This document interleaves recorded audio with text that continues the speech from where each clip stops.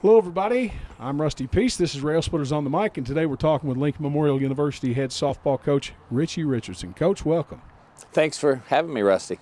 Well, the 2020 season is ready to get underway for you and your team. Well, I guess officially for you guys, it has already gotten underway. You've had preseason conditioning and training, and now this weekend you're going to have your home opener here at the Dorothy Neely Field. Yeah, we're excited. We've got three really fine programs coming in this weekend.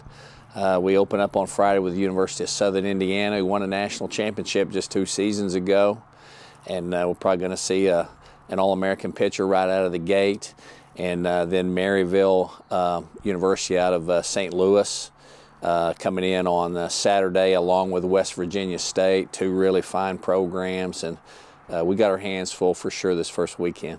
You know, this ride for you, as short as it has been here at Lincoln Memorial, has been somewhat surreal. A year ago, not even quite that, you and your team come in here and set multiple records, 38 wins, most in the single season history of the program.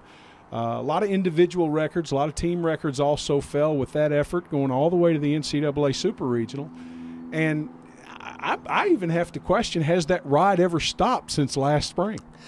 Well, it seemed like everything we did last year was a first, but you know, it's a credit to the players and the coaching staff that we have here. You know, we're lucky to be working with some fine assistant coaches here who just do a tremendous job. And then you know, the players, gosh, they were just fantastic last year. They just, you know, they bring a strong work ethic to it every day. And I think people is what you always start with. We're fortunate to be surrounded by great people. And, you know, it's always a difficult task, but certainly made a whole lot easier by just having great people around you. Throw you a little change up here, and we'll come back to your team and this season in just a moment. You transitioned from, I call it up north, but from the state of Illinois down here in the collegiate game up there to come back to your alma mater several years ago, a school in which you played collegiate baseball, spent 4 years here.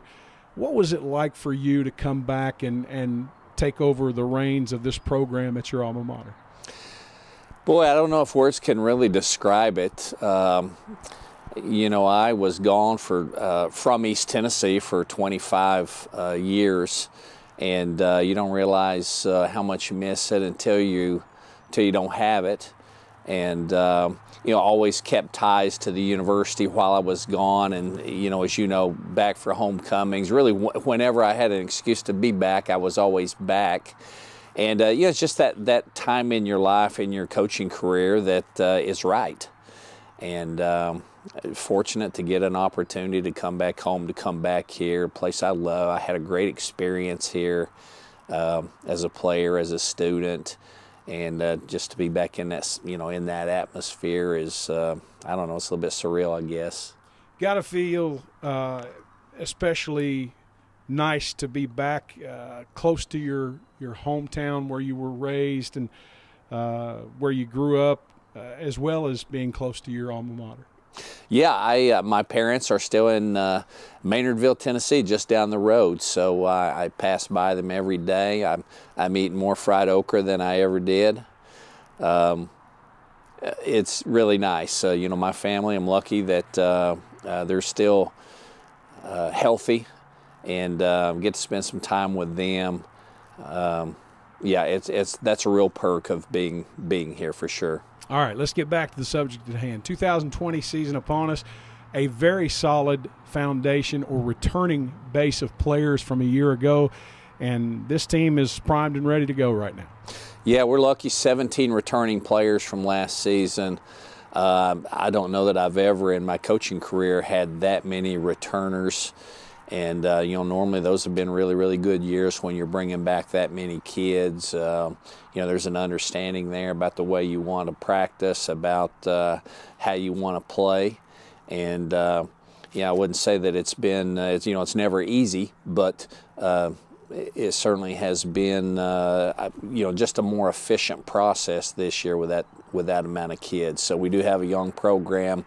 We had, I think, 9 or 10 freshmen last year, a big sophomore class. So we're really still working with a lot of young players. I think we're looking to return 17 next year.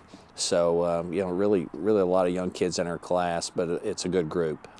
Looking at last year's squad and evaluating what you've seen in preparation for the 2020 season this year, what do you as a veteran head coach see as the strengths and the possible weaknesses for this year's team, or at least let's say the vulnerabilities going into the season? Yeah, well, we're deeper this year. We have a number of kids who have really developed over the course of this last year. So we're going into it, I think, with the feeling like we've got more kids that can play and contribute this year.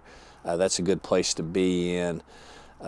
We've got a deeper pitching staff. We've got 3 girls returning from last year. We added a top pitcher in Emma Frost this year to that rotation, and not used to really being in that position with a deep pitching staff. So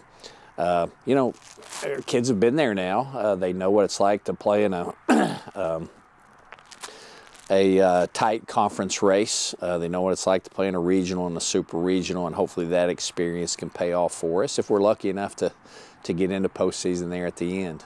You touched on it a minute ago. Tell us a little bit about the upcoming weekend and what we can expect in the caliber of competition. It should be good. I mean, like I say, right off the bat, Southern Indiana has a pitcher who 2 years ago led them to the national championship. She's an All-American, and I'm guessing we'll get a good dose of her that first day out. And West Virginia State was a team that was in an NCAA regional last year. Maryville, Missouri, we opened up with last year. I played them very early, and they've got a strong offensive club. I expect them to be really improved over last year as well. I know they're picked to finish near the top of their conference. The GLVC is a really big and strong conference. So, we'll have to play like we're in mid-season form, honestly, the first weekend out of the gates.